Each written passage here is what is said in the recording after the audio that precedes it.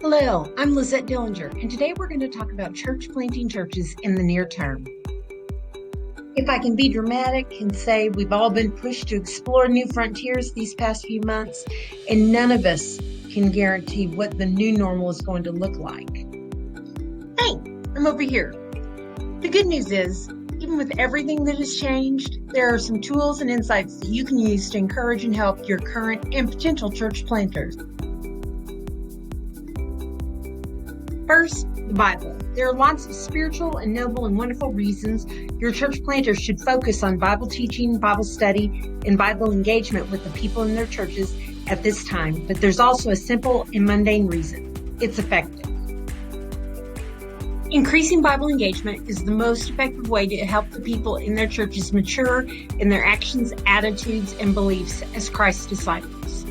Let's take a quick look at what survey data tells us about how Protestant pastors encourage Bible engagement for adults in their churches.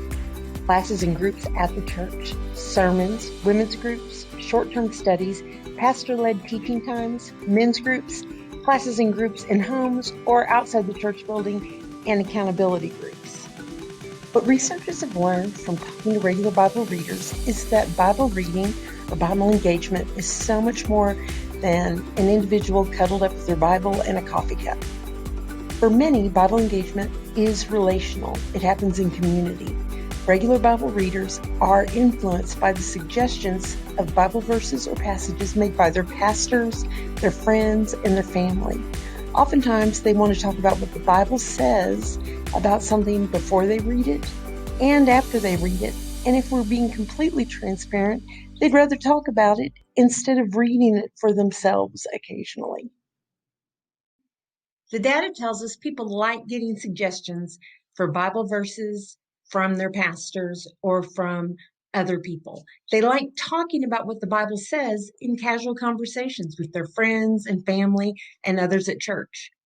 So this is an easy and open door to coach your church planners to walk through with their potential leaders and disciple makers in their church.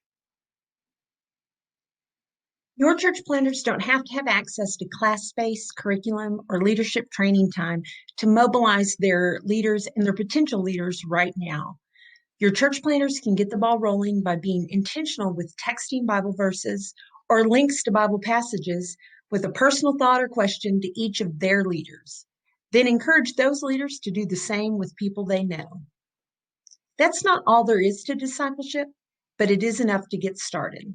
It's actually one of the ways many in their church would like to start the conversation about the Bible and how it relates to their lives and even today's situations. The questions that those leaders come back to your church planners with will create the next opportunities for leadership development in their plant. Okay, I get it. This wasn't rocket science. But the scientists are pretty busy right now.